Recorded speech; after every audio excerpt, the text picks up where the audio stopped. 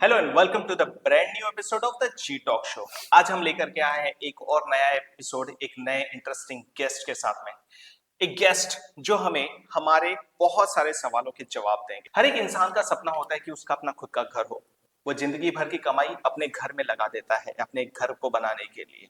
लेकिन घर बनाते समय जब वो अपनी सालों की मेहनत लगा रहा है तो उनको किन बातों का ध्यान रखना चाहिए। कई बार ये होता है कि घर बनाने की उत्सुकता में वो कुछ ऐसे डिसीजन ले लेता है जो उसको बाद में भारी पड़ते हैं, चाहे वो कॉन्ट्रैक्टर का सिलेक्शन हो, मैप फाइनलाइज करना हो, लैंड लेना हो या और भी कंस्ट्रक्शन से रिलेटेड क्वेश्चन। आपके इन्हीं सवालों का जवाब देने के लिए आज है हमारे साथ में इंजीनियर नील सर, जो आपके इन क्वेश्चंस का बहुत ही सरलता से आंसर देंगे और आपको बताएंगे कि आपके एक घर बनाने की जर्नी कैसे होना चाहिए। Welcome to the show sir. Thank you so much. और आपके सभी व्यूवर्स को भी मेरा हाय। आज मैं आपके सभी सवालों का एक ऐसा सिंपल आंसर दूंगा जिससे आपको इजी हो, आपके व्यूवर्स को भी इजी हो समझने के लिए, और वो घर बनाने की प्रोसेस में उनको आज के वीडियो से बहुत हेल्प मिली। Wow, great. और हम यही चाहते हैं कि हम आप तक के पूरे अनफिल्टर्ड चीजों को लेकर के आए, बहुत ही स्ट्रेट फॉरवर्ड सवाल हम पूछेंगे सर। जो एक घर बनाने की प्रोसेस है, मैंने जैसे अभी कहा कि एक पूरी लाइफ की सेविंग लग जाती है एक जी घर को बनाने के लिए। लेकिन अगर घर की शुरुआत ही अच्छी ना हो, सही तरीके से ना हो, मतलब मैं बात कर रहा हूँ लैंड परचेसिंग की, जी तो लैंड परचेस करते समय ऐसी कौन सी चीजें हैं जो ध्यान में रखनी चाहिए या ऐसे जी कौन से डॉक्यूमेंट्स हैं जो चेक करने चाहिए? जी सबसे पहले प्लॉट लेने के पहले अपना पहले प्लान सोचना चाहिए कि आपको 2 BHK चाहिए, 3 BHK चाहिए। ओके।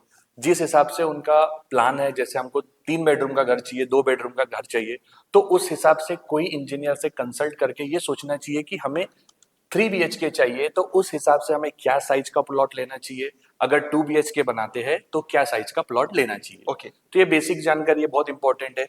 दूसरी ये इंपॉर्टेंट चीज है कि आपके प्लॉट के डॉक्यूमेंट्स क्लियर है। ठीक है, आपको ये भी देखना चाहिए कि जिनसे आप खरीद रहे हैं उनसे डॉक्यूमेंट्स लेके एक बार आपने चेक करना चाहिए प्रॉपर सब चीजें बरोबर है कि नहीं। उसके बाद आपको ये देखना चाहिए कि हर प्लॉट में प्रॉपर निकासी, जैसे होता है वेस्ट पाइप्स के लिए, जैसे अपना सैनिटरी टैंक का वेस्ट वाटर निकलता है, उस चीज के लिए प्रॉपर निकासी है कि नहीं, ये सब देखना भी बहुत ओके। जरूरी है।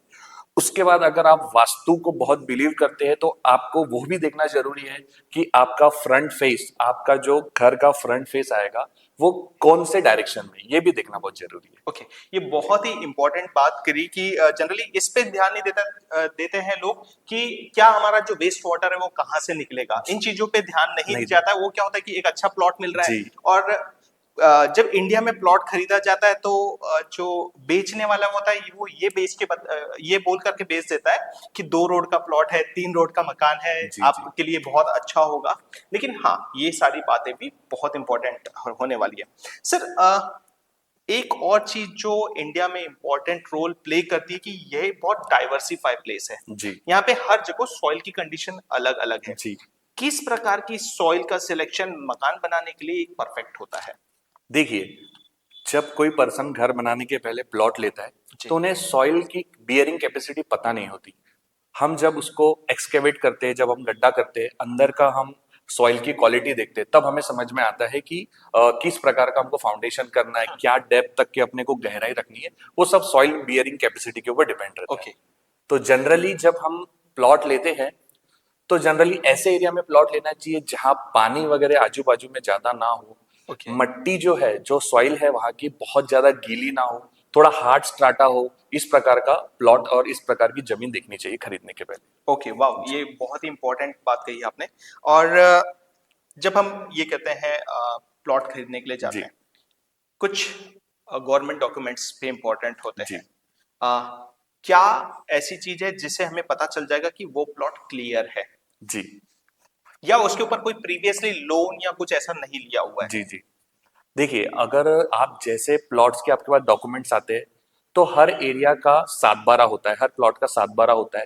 तो वो NATP है, उसका उसके ऊपर कोई लोन है या नहीं, ये सब आप उसके थ्रू आप जान सकते हैं। देखिए, प्लॉट जब आपको लेते हैं तो सबसे पहले आपको ये देखना चाहिए कि उसका 7/12 चेक करे, पटवारी के पास से 7/12 निकाले और उसमें ये देखे कि उसमें कितने नाम चढ़े हुए उस प्लॉट पे। ओके। क्या होता है, कभी कभी ऑनर कोई और होता है और सेल करता कोई और है, कुछ एडवांस पैसे लेके फ्रॉड भी हो जाता है। जी। तो वैसे वक्त आपको सबसे पहले वो एरिया का 7/12 निकलना चाहिए।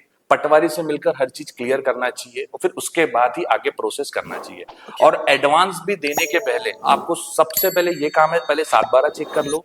उसके बाद आप जब भी एडवांस भी देते तो एक नोटरी कर लो, 100 रुपीज के स्टैम्प पेपर में, 500 के स्टैम्प पेपर में नोटरी करा लो, एक अच्छे वकील के थ्रू नोटरी करा लो, जिससे आप फ्यूचर में आपको परेशानी ना हो। ओके नील सर, इसका ना एक सॉल्यूशन मेरे जो फ्रेंड ने बताया था कि अगर आप कभी भी कोई प्लॉट लेने जा रहे जी। हो तो आप उसकी जो भी आप टोकन अमाउंट दे करके जी। बुक करते वो कर जी। लीजिए और उसे अप्लाई कर दीजिए लोन के लिए। जी। तो बैंक आपके ऑटोमेटिकली डॉक्यूमेंट्स चेक करके बता देती है कि वो प्रॉपर्टी क्लियर है या नहीं है। अगर उसने बोला कि भले आप 1 लाख रुपए का लोन लो, जी, लेकिन जी। उस प्रॉपर्टी में लोन लो ताकि जी। बैंक भी वेरीफाई, सेकंड जी, वेरिफिकेशन जी। हो जाए कि वो प्रॉपर्टी पूरी क्लियर है। जी, ये आपकी बात बिल्कुल सही है।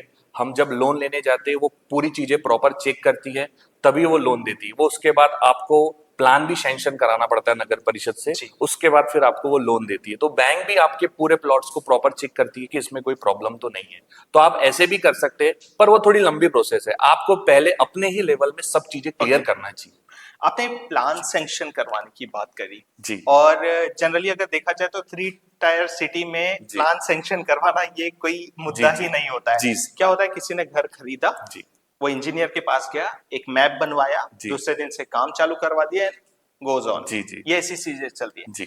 प्लान सैंक्शन करवाना कितना इंपॉर्टेंट रोल प्ले करता है और अगर नहीं करवाते हैं तो भविष्य में इसके क्या परिणाम भुगतने पड़ सकते जी। हैं?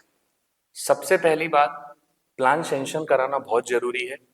बहुत लोग प्लॉट लेके कंस्ट्रक्शन शुरू कर देते हैं, जी। एक नॉर्मल सा किसी इंजीनियर से प्लान ले लेते हैं और उसके बाद वो घर बनाना शुरू कर देते हैं।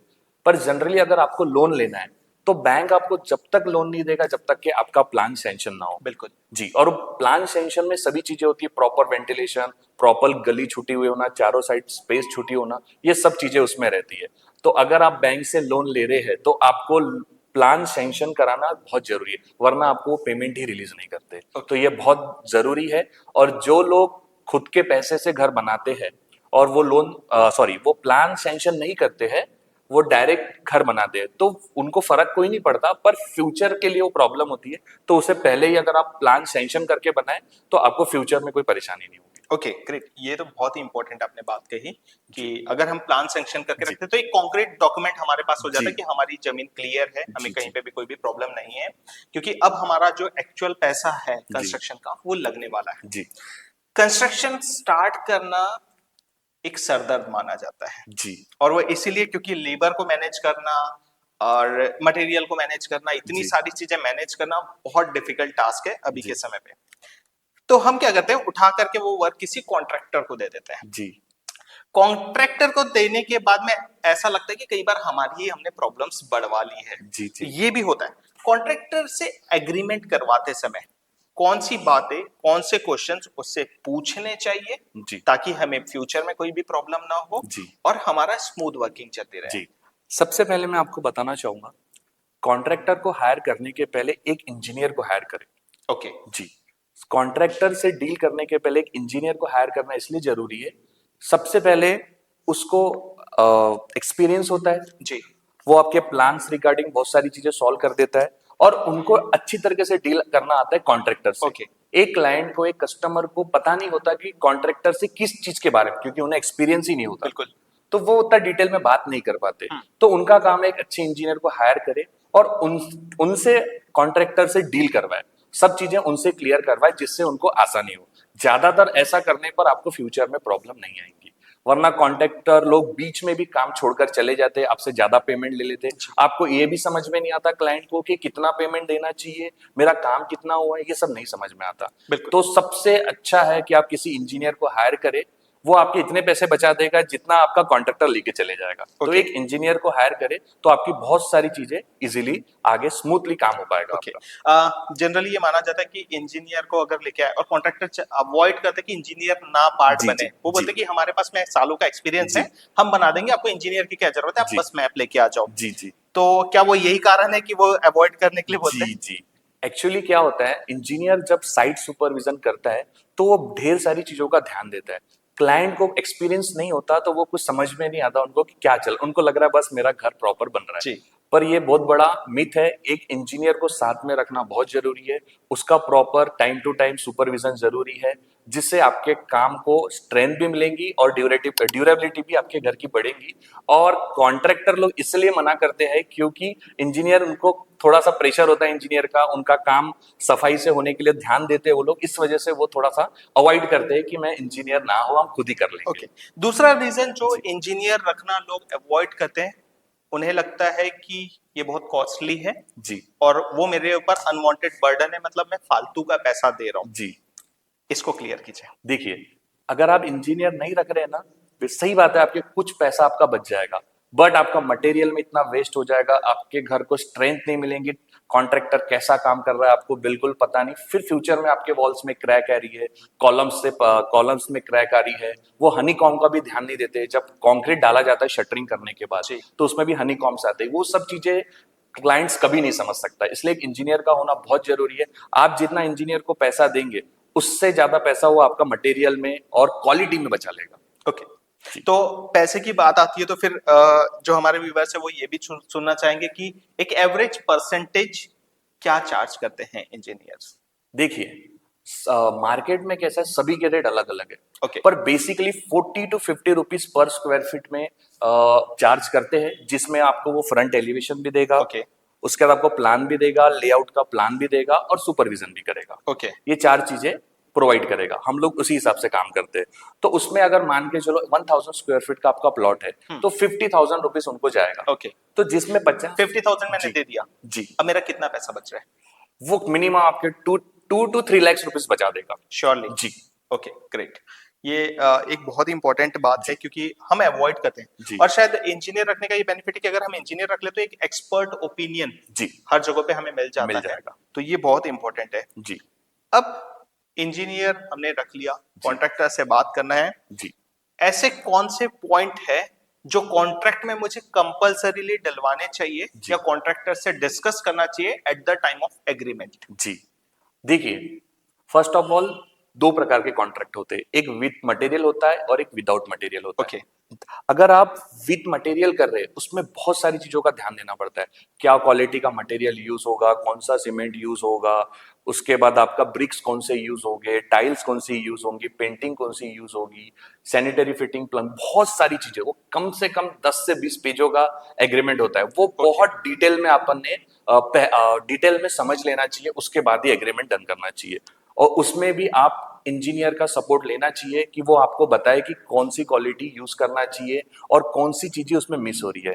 विदाउट मटेरियल में सबसे ज्यादा आपको इंपॉर्टेंट पार्ट होता है कि आप कोई कॉन्ट्रैक्टर से डील कर रहे हैं तो वो पर स्क्वायर फीट के हिसाब से रेट्स देता है, तो आपको उसको पहले ही प्लॉट वगैरह और एक प्रॉपर एस्टिमेट की मोटा मोटी पहले कितना कॉस्ट आएगा वो बता देना चाहिए, जिससे हमें और क्लियर हो जाएगा कि हमारा खर्चा कितना जाएगा। वरना क्या होता है, कॉन्ट्रैक्टर बाद में अलग अलग कॉस्ट जोड़कर आपका बजट बढ़ा देता है। बिल्कुल, क्योंकि जनरली ये होता है कि जब हम कॉन्ट्रैक्टर से बात करते हैं, जी। हमारा घर स्टार्ट हो जाता है, उसके बाद में फिर वो बोलते हैं कि मिनी स्लैब का अलग जी, चार्ज लगेगा, जी। अगर पैराफिट वॉल है तो उसका जी, अलग चार्ज staircase लगेगा, का, जी, स्टेयरकेस जी। का अलग लगेगा, हर चीज का अलग अलग जी। चार्जेस लगेगा। जी जब हम स्क्वायर फीट निकालते हैं, जैसे इस प्रॉपर्टी में अगर हम लोग बैठे हुए हैं, जी ये जो प्रॉपर्टी है अगर इसको कैलकुलेट करते हैं तो इसमें स्टेयरकेस साथ में बनी हुई है जी और उसके बाजू में ब्लैंक जगह है एंड जी, बालकनी है। जी।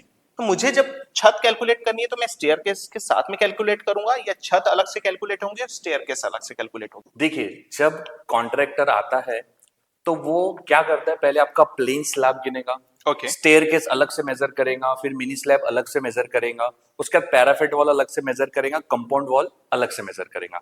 इसमें सबसे पहली बात ये है, जब आप स्टेयरकेस का जो बेस है अगर वो प्लेन ही रखते हैं तो वो स्लैब के साथ ही आ जाता है। ओके। जैसे आपका 20x50 का प्लॉट है, जी। तो उसके अंदर ही स्टेयरकेस बनेगा, तो 20x50 में ही वो इंक्लूड जाएगा। ओके। अगर आप स्टेयरकेस की डिजाइन चेंज करते हैं तो थोड़ा उसका अलग से कॉस्ट जो zigzag वाले कॉन्ट्रैक्टर को designs, देना पड़ता है। जो जी, zigzag वाले जैसे जिगजैग हो गया, हाँ। तो इस प्रकार का अगर दे रहे हैं तो हमें थोड़ा चार्जेस अलग से देना पड़ता है। ओके। पैराफिट वॉल का कॉस्ट अलग से देना पड़ता है, ये बात बिल्कुल सही है। और कंपाउंड वॉल का भी अलग से देना पड़ता है। पैराफिट का अलग होता है, कंपाउंड वॉल का अलग होता है। अगर आप स्टेयरकेस डिजाइन जैसे आपने कहा जिगजैग बना रहे, तब आपको चार्जेस देना होगा। और बात रही मिनी स्लैब की, तो मिनी स्लैब का जनरली हाफ रेट दिया जाता है। कई बार कॉन्ट्रैक्टर फुल रेट ही ले लेते हैं क्लाइंट से, और क्लाइंट को तो पता नहीं होता तो वो दे भी देते हैं। ओके। और एक कॉन्ट्रैक्टर क्या गलती करता है, जो कस्टमर को पता नहीं होता, जैसे मान के चलो 20 बाय 50 का प्लॉट है, 1000 स्क्वायर फीट का कंस्ट्रक्शन हो जी। गया, तो ये इजीली कैलकुलेट हो गया। कॉन्ट्रैक्टर क्या करता है, मान के चलो आपका बाथरूम का साइज है 4 फीट 9 इंच, मल्टीप्लाई बाय आपका जो लंबाई है मान के चलो 5 फीट 9 इंच, 4 फीट 9 इंच चौड़ाई हो गई, 5 फीट 9 इंच हो गई आपकी लंबाई। तो वो कैलकुलेट क्या करेगा, 5.9 मल्टीप्लाई बाय 4.9, उसमें अगर आप स्क्वायर फीट देखेंगे तो ज्यादा आएगा, पर जनरली क्या होना चाहिए, 9 इंच मतलब 0.75 होता है। Okay. जैसे 12 इंच पूरा 1 है, तो 9 इंच हो गया 0.75, 3 इंच हो गया 0.25 और 6 इंच हो गया 0.5। तो वो क्या करता है, 0.5 की जगह वो 6 यूज करेगा, तो उसमें आपका एरिया ज्यादा आता है। तो ऐसे करके भी कॉन्ट्रैक्टर क्लाइंट से ज्यादा पैसे निकाल लेता है। ये भी बहुत इंपॉर्टेंट पार्ट है। ठीक है, हम इसका कैलकुलेशन जरूर से डालेंगे कि दोनों में कितना डिफरेंस आ रहा है, वो बताने के लिए हम एक ऑन पेपर कैलकुलेशन करके जरूर यहाँ पे डालेंगे, ताकि आप इजीली उन चीजों को समझ पाए। क्योंकि आज ये जो पॉडकास्ट हो रहा है ये आप लोगों के लिए ही हो रहा है। और सर, मेरा नेक्स्ट क्वेश्चन ये था कि जी। अगर कॉन्ट्रैक्टर को हमने कॉन्ट्रैक्ट टाइम पे दे दिया जी और वो चीजें नहीं खत्म कर पा रहा है, जी अब उसका कैसे फॉलो अप लिया जा सकता है, या क्या उसके ऊपर में किया जा सकता है उसको लेकर के? देखिए, अगर आपको काम टाइम टू टाइम कराना है तो सबसे पहले आप पेमेंट जो है ना वो स्टेप बाय स्टेप दे, काम जितना होगा उतना ही पेमेंट दे। ओके। ठीक है, उससे क्या होता है, जो कॉन्ट्रैक्टर है उसको पता है मैं काम करूंगा तो ही मेरे को पेमेंट मिलते हुए चलेगा। उसके बाद दूसरी बात ये है कि एग्रीमेंट बनाते वक्त टाइम पीरियड जरूर डलवाए। ओके। एग्रीमेंट में टाइम पीरियड जरूर डलवाए। थोड़ा बहुत होता है, समझ में आता है, अगर वो रेगुलर काम पे नहीं आ रहे हैं या उन्होंने ध्यान देना ही छोड़ दिया है। जनरली क्या होता है, जब आपने पेमेंट ज्यादा दे दी, उनको मालूम है अब मेरा ज्यादा प्रॉफिट नहीं बच रहा नहीं है, बचेगा। तब वो ऐसा करेंगे और काम छोड़ के चले जाएंगे। ओके। तो सबसे पहला ध्यान देना है कि पेमेंट आपको उतना ही देना है जितना काम हो रहा है। उसके लिए आपको एक इंजीनियर हायर करना पड़ेगा, जैसे मैंने पहले बताया, क्योंकि आपको समझ में नहीं आएगा कि मैं पेमेंट कितना दे रहा हूं, मेरा काम कितना हो रहा है। तो ये बहुत जरूरी है। आप जितना काम होगा उतना ही पेमेंट देंगे तो वो प्रॉपर काम करेंगे। ओके। ठीक है जी। एक एक एग्जांपल लेते हैं। मेरा 1000 स्क्वायर फीट का घर है, जी। ठीक है। अब मेरा काम स्टार्ट हो गया है। जी। अगर मेरा फाउंडेशन होता है तो मुझे कितना पेमेंट देना चाहिए, जी। और उसके बाद में एक लेंटर लेवल, स्लैब लेवल, जो भी जी, जी। ये है, तो मुझे कैसे, कितने स्टेप्स में, मतलब कैसे जी। कैसे पैसे देना चाहिए? देखिए, सबसे पहले आपने क्या करना चाहिए, शुरुआत में एक टोकन अमाउंट देना चाहिए। एकदम से इंस्टॉलमेंट पहले मत दो उनको, पहले शुरुआत होने दो काम की। ठीक है। उसके बाद क्या करना चाहिए, पहले इंस्टॉलमेंट फाउंडेशन की देना चाहिए। एग्जाम्पल के तौर पे अपन चलते हैं, एक अमाउंट है 10 लाख का, जी।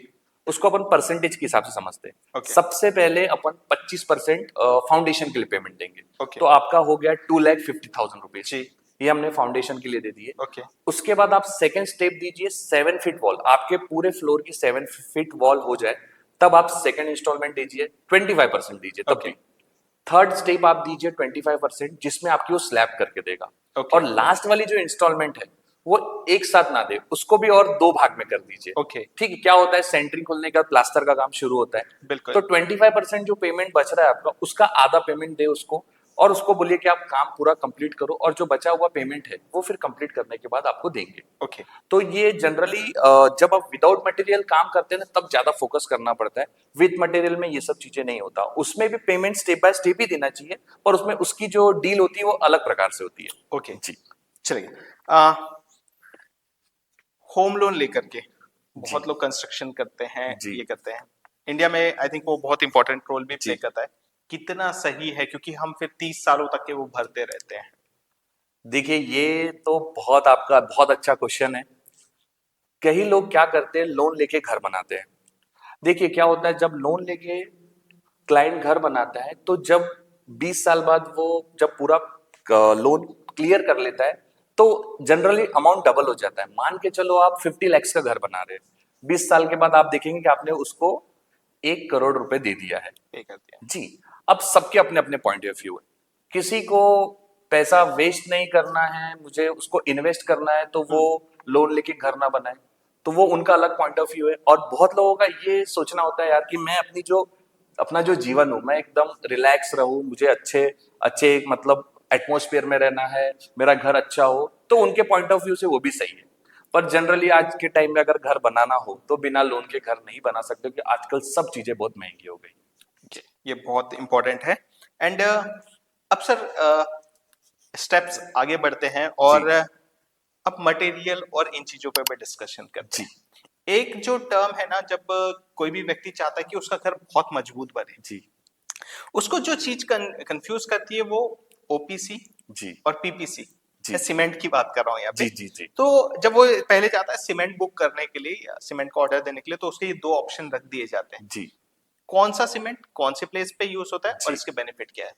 देखिए, आप कंस्ट्रक्शन करते वक्त कोई भी कंपनी का सीमेंट यूज करो, वो उतना मैटर नहीं करता। तो सबसे मेन मैटर ये करता है कि आप ओपीसी यूज कर रहे हो या पीपीसी। पीपीसी। ओपीसी बोलने से हो गया आपका ऑर्डिनरी पोर्टलैंड सीमेंट, ओके। और पीपीसी बोलने से हो गया pozzolana Portland cement. Generally construction में पीपीसी ज्यादा यूज होता है, ओके। ओपीसी भी यूज होता है, पर दोनों में डिफरेंस क्या है वो बताता हूँ।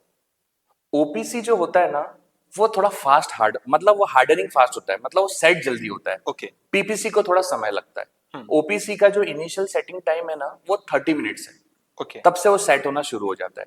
पीपीसी थोड़ा समय लेता है। क्यूरिंग भी पीपीसी को ज्यादा लगती है, ओपीसी को कम लगती है। ओके।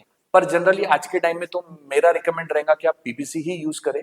ओपीसी से थोड़ा ये सस्ता भी पड़ता है, और ओपीसी जनरली आपको बड़े कामों में यूज होते हुए दिखेगा। गवर्नमेंट कॉन्ट्रैक्ट्स बोलो, ब्रिज बोलो, ये बड़े कामों में ये यूज होता है, क्योंकि वो फास्ट काम करना होता है। ओके। घर के लिए आप पीपीसी यूज कर सकते हैं। ओपीसी जो है ना, वो थोड़ा फास्ट स्ट्रेंथ ले लेता है, और जो पीपीसी है वो थोड़ा समय के बाद लेता है, पर स्ट्रेंथ में कोई दिक्कत नहीं है। और ये बात है कि पीपीसी में क्यूरिंग ज्यादा लगती है। ओके। जी क्योंकि बाकी सारी जो चीजें अगर देखा जाए, सीमेंट सबसे इंपॉर्टेंट रोल जी प्ले करता है, बाकी तो सैंड है, एग्रीगेट है, बाकी जी सारी चीजें तो एक अच्छे उसमें मिल ही जाती है। जी एंड घर का फाउंडेशन बनाते समय कौन सी बातों का ध्यान रखना चाहिए और कौन सी चीजें बिल्कुल निगलेक्ट नहीं करनी चाहिए? ओके। फाउंडेशन बनाते हुए सबसे पहले आपको ये ध्यान देना है कि आप जब फाउंडेशन के लिए एक्सकेवेट करेंगे, तो आपको आपके ओरिजिनल ग्राउंड लेवल से काम करना है। कई लोग क्या करते हैं, पहले उस पर मुरुम डाल देंगे, मट्टी डाल देंगे, लोकल मलमा डाल देंगे, उसके बाद एक्सकेवेट करते हैं। तो उसमें क्या होता है, जो गहराई मिलती है ना, वो हमें ओरिजिनल ग्राउंड लेवल से नहीं मिलती है। ओके। तो उसमें क्या गलती होती है कि आप उसमें मुरुम डाल दिए, लोकल मलमा डाल दिया, उसको प्लेन कर दिए, फिर आप मान के चलो 6 फीट गड्ढा करेंगे। तो जनरली क्या होगा, अगर आपने लोकल मलमा 3 फीट डाल दिया, तो ओरिजिनल जमीन में सिर्फ 3 फीट ही गड्ढा हुआ है। तो वैसे टाइम में आपको क्या करना चाहिए कि पहले आप अपने प्लॉट को साफ करें, उसके बाद उस पर लेआउट डाल के ओरिजिनल जो ग्राउंड लेवल है वहीं से आप एक्सकेवेट करें, तो आपके घर को स्ट्रेंथ ज्यादा मिलती है। फाउंडेशन की डेप्थ कितनी होनी चाहिए? देखिए, ये जनरली डिपेंड करता है सॉइल की बियरिंग कैपेसिटी के ऊपर, हो, क्योंकि चौड़ाई की तरफ भी ध्यान देना पड़ता है। गहराई सिर्फ इंपॉर्टेंट नहीं होती, चौड़ाई भी इंपॉर्टेंट होती ओके। है। तो पहला इंपॉर्टेंट चीज है सॉइल बियरिंग कैपेसिटी। ठीक है। दूसरी बात है कि आप कितने फ्लोर की बिल्डिंग बना रहे हैं, उसके ऊपर डिपेंड है। आपको जब आप सिविल इंजीनियर हायर करते हैं, तो वो ये सब चीजें ध्यान देता है कि ग्राउंड फ्लोर है, फर्स्ट फ्लोर है, सेकंड फ्लोर है, कितने फ्लोर की बिल्डिंग है, उसके हिसाब से वो साइज बताता है कि उसको कितना गहरा करना है। जनरली अगर आप 2 फ्लोर की बिल्डिंग बना रहे हैं, ground floor plus first floor, तो मिनिमम 5 to 6 फीट आपको रखना ही चाहिए। ओके। जी। और आपको और उसके ऊपर बनाना है सेकंड फ्लोर, उसके बाद थर्ड फ्लोर बनाना है, तो उसके बाद आपने अपने स्ट्रक्चर इंजीनियर से कंसल्ट करके उसके हिसाब से काम करना चाहिए, क्योंकि सब जगह की बियरिंग कैपेसिटी अलग होती है। और इसमें दो टर्म जो ज्यादा सुनने में आते हैं, जी एक एलिफेंट लेग जी स्क्वायर्स वाला जी जो होता है, और एक और पाइलिंग। जी कौन सा ज्यादा सेफ है और कौन सी क्या ये जी जी कहाँ कहाँ यूज होते हैं? जी जी मैं आपको फुटिंग्स के बारे में बताना चाहूंगा। सबसे पहले जो पाइल फुटिंग होती है ना, वो ऐसी जगह करी जाती है जहां पे आप एक्सकेवेट कर रहे हैं, तो वहां पे पानी आ रहा है, प्रॉपर मतलब मिस्त्री है, लेबर है, वो काम नहीं कर पा रहे हैं। ठीक है। तो वैसे जगह में पाइलिंग की जाती है जहां पे पानी वगैरह का प्रॉब्लम है। पर जनरली पाइलिंग जो है ना, वो कंपाउंड वॉल में आप अगर यूज कर रहे हो तो बहुत अच्छा है। अगर आपको अपने घर के लिए करना है, तो सबसे पहले आपको जो फुटिंग होनी चाहिए वो होनी चाहिए स्टेप फुटिंग। जिसमें क्या होता है, पहले बेस होता है, 2 स्टेप्स बनती है, उसके बाद कॉलम्स ऊपर जाते हैं। ओके उसको स्टेप फुटिंग बोलते हैं, वो आप घर घर में यूज करना चाहिए। जी सेकंड होती है स्लोप फुटिंग, जो आप बोल रहे थे ना, वो चारों साइड से स्लोप्स होता है, उसके बाद फिर कॉलम ऊपर जाते हैं। तो ये 2 फुटिंग जनरली घर में यूज करना चाहिए। ओके। एक और जो मिथ है जी कि लाल ईटा जी ज्यादा मजबूत है कंपेयर जी। To fly ash brick. खैर, इसके बारे में आपको मैं बताना चाहूंगा, जो रेड ब्रिक्स पहले जो आती थी उस क्वालिटी की अभी नहीं आती है। तो बिल्कुल पहले के जो रेड ब्रिक्स होते थे उसके ऊपर तो लोड बियरिंग स्ट्रक्चर बन जाता था। पहले की ब्रिक्स के ऊपर ईंटे की जो थिकनेस होती थी, सॉरी, ब्रिक्स की जो थिकनेस होती थी वो बड़ी होती थी, उसी के ऊपर स्लैब भी डाल दिया जाता था, तो वो लोड बियरिंग स्ट्रक्चर होता था वो। अभी कैसे है, आजकल जो रेड ब्रिक्स है वो उतनी अच्छी क्वालिटी की नहीं मिलती, और अभी हम फ्रेम स्ट्रक्चर घर बनाते हैं, मींस कॉलम्स खड़े करके उस पे स्लैब डालते हैं। बिल्कुल तो वॉल ब्रिक्स का सिर्फ यही काम है कि वो सिर्फ पार्टीशन का काम कर रहा है। आज अगर आप रेड ब्रिक्स की जगह फ्लाई एश ब्रिक भी यूज कर लोगे तो कोई दिक्कत नहीं है।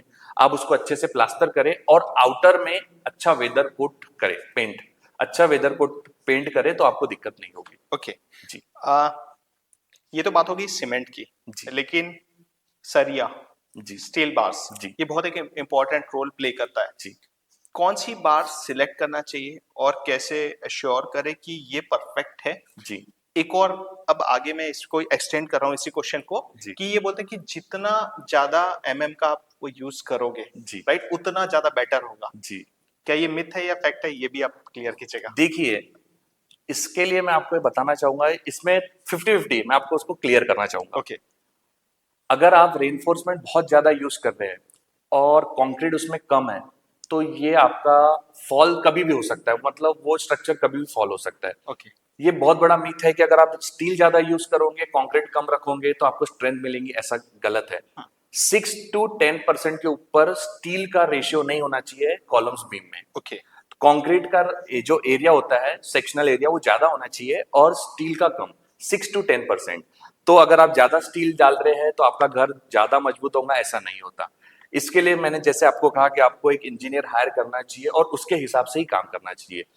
स्टील कैसे डालना है वो डिस्टेंस पे डिपेंड करता है कि आपके कॉलम्स का डिस्टेंस कितना दूर है, बीम्स का डिस्टेंस कितना दूर है, उसके ऊपर डिपेंड करता है जनरली कि जो जी इंडिया में अगर देखा जाए तो 10 फीट या 20 जी 15 फीट से ऊपर नहीं होते जी हैं। जी जी। तो उसके लिए फिर क्या।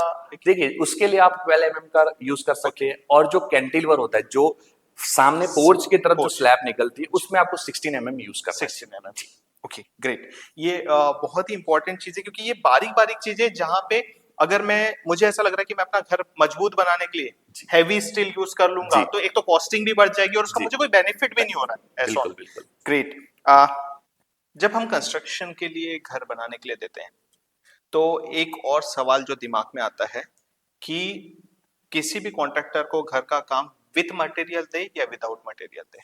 जी, मैं आपको इसका बहुत अच्छा आंसर दूंगा।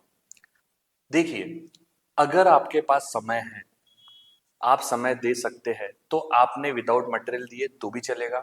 अगर आपके पास समय नहीं है तो आपने एक अच्छे बिल्डर से प्रॉपर एग्रीमेंट बनाकर क्या मटेरियल यूज होगा, ये सब चीजें अच्छे से क्लियर करके कॉन्ट्रैक्ट बनाकर आप विद मटेरियल दे सकते हैं।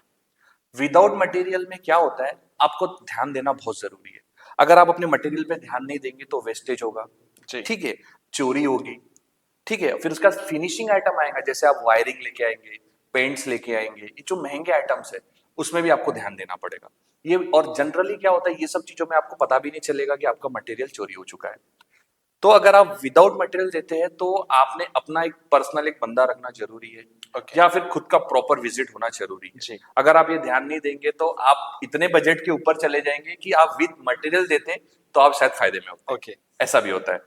और विद मटेरियल में क्या होता है, प्रॉपर क्वालिटी क्या यूज होने वाली है, प्रॉपर बिल्डर से समझ लीजिए, हर चीज का पहले ही उनसे फाइनल कर लीजिए, और उसके बाद फिर वो उनका होता है प्रोसेस कि तुम ध्यान दोगे आपका मटेरियल के बारे में। कस्टमर का उसमें कोई लुकआउट नहीं होता। अगर आप विथ मटेरियल देते हैं तो मटेरियल की सेफ्टी का काम बिल्डर का है, कस्टमर का नहीं।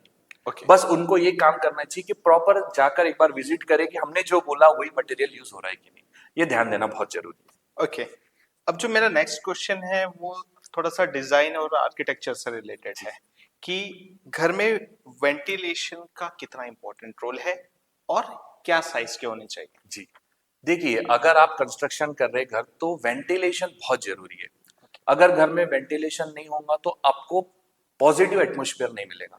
तो आपको वेंटिलेशन की तरफ ध्यान देना बहुत जरूरी है। जनरली क्या होता है, आप जब प्लॉट लेते हैं ना, कोशिश करें कि थोड़ा चौड़ा प्लॉट लें, जिससे आप गली छोड़ सकते हैं, 3 फीट की बोलो, 4 फीट की। अगर आप गली छोड़ेंगे तो आप प्रॉपर वेंटिलेशन दे सकते हैं। अगर आपके प्लॉट का साइज छोटा है और बाजू बाजू में अगर घर बना हुआ है तो आपको वेंटिलेशन की उसमें दिक्कत होती है। तो प्रॉपर वेंटिलेशन के लिए आपके घर की चौड़ाई होना बहुत जरूरी है। उसके बाद गली देने के बाद वो साइड में आप पूरी खिड़कियां दे सकते हैं। उसके बाद आप वेंटिलेशन का जो साइज होता है कम से कम हॉल्स में 5x5, 4x5 फीट का होना चाहिए। बेडरूम में भी 3x4, 4x4 का होना चाहिए।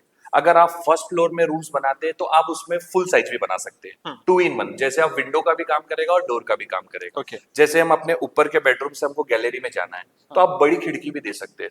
6 फीट की दे देंगे आप, 4x6 की अगर दे दिए तो आपका 2 in 1 काम करेगा। Okay. डोर प्लस विंडो का भी। ओके। तो आप इस प्रकार एंड कर सकते जो हैं। घर में जो बाकी वेंटिलेशंस दिए जाते हैं 1x3 के या 1.5x3 के, जो जी। टॉप ऑफ द रूम रहते जी। हैं, उनका पर्पस क्या होता है? देखिए क्या होता है, जब हम अपने खिड़की दरवाजे बंद कर देते हैं हम्म। तब अगर अपने घर से हवा निकलना चाहिए, उसलिए वेंटिलेशन दिया जाता है। पर आज के टाइम में क्या हो गया, सब मॉडर्न काम होता है तो पीओपी यूज होती है, जिप्सम यूज होता है। अगर आप पीओपी जिप्सम यूज कर रहे हैं और फिर वो वेंटिलेशन छोड़ेंगे ना, वो दिखने में बहुत गंदा लगता है। तो उसका बेस्ट सॉल्यूशन आपको बताऊंगा मैं। पीओपी के अंदर ही अपन पाइपलाइन डालकर एग्जॉस्ट फैन सीलिंग पे ही लगा सकते हैं। ओके। तो वो आपकी जो रूम की गर्म हवा है वो निकाल लेगा। वेंटिलेशन से अच्छा काम करता है एग्जॉस्ट, क्योंकि वो स्पीड से अंदर की हवा बाहर फेंकता है और वेंटिलेशन से नॉर्मल एयर जाती है। ओके। तो आप ये कर सकते हैं। ओके। जब हम डिजाइनिंग करवाते हैं जी। तो स्ट्रक्चर करवाते समय ऐसी कौन सी मिस्टेक है जो फ्यूचर में हमें प्रॉब्लम दे सकती है? देखिए, स्ट्रक्चर बनाने के पहले जैसे हम फाउंडेशन से शुरुआत करते हैं अपने स्ट्रक्चर की। जी। अगर आपने इंजीनियर हायर किया तो ये सब प्रॉब्लम तो नहीं होती है। और जनरली मान के चलो आपने डायरेक्ट मतलब कॉन्ट्रैक्टर से डील कर ली, तब आपको क्या ध्यान देना चाहिए मैं आपको बताना चाहूंगा। सबसे पहले आपको ये ध्यान देना चाहिए कि कॉलम्स के डिस्टेंस ज्यादा दूर तो नहीं हो रहे कि फ्यूचर में वो फॉल ना हो जाए, कोलैप्स ना हो जाए। वो ध्यान देना जरूरी है। जो घर की वॉल्स होती है, एक होती है 9 इंच की वॉल होती है और एक 4 इंच की वॉल होती है। जी। तो आपको ये ध्यान देना जरूरी है कि 4 इंच के वॉल पे हर 3 फीट में कोपिंग की है कि नहीं। कोपिंग मीन्स 3 इंच का कॉन्क्रीटिंग किया जाता है, उसको कोपिंग बोला जाता Okay. है देसी लैंग्वेज में। वो प्रॉपर हुआ है कि नहीं ये देखना बहुत जरूरी है। उसके बाद 7 फीट पे लिंटेल प्रॉपर प्रोवाइड हुआ है कि नहीं ये देखना जरूरी है। जनरली क्या होता है, कॉन्ट्रैक्टर अपना काम बचाने के लिए सिर्फ खिड़की और दरवाजों के ऊपर ही लिंटेल डाल देता है, बाकी पूरा चारों साइड घुमाता नहीं है। ओके। तो इस वजह से फ्यूचर में वॉल्स में क्रैक आती है और डोर्स के ऊपर, विंडोज के ऊपर भी लोड आता है। Okay. तो आपको ये ध्यान देना चाहिए कि प्रॉपर लिंटेल चारों साइड में घुमाया है कि नहीं, ये भी आपको ध्यान देना जरूरी है। उसके बाद आपको क्यूरिंग की तरफ भी ध्यान देना बहुत जरूरी है, क्योंकि अगर प्रॉपर क्यूरिंग ना हो उससे भी अपना स्ट्रक्चर कोलैप्स होने का डर होता है। Okay. प्रॉपर क्यूरिंग बहुत जरूरी है।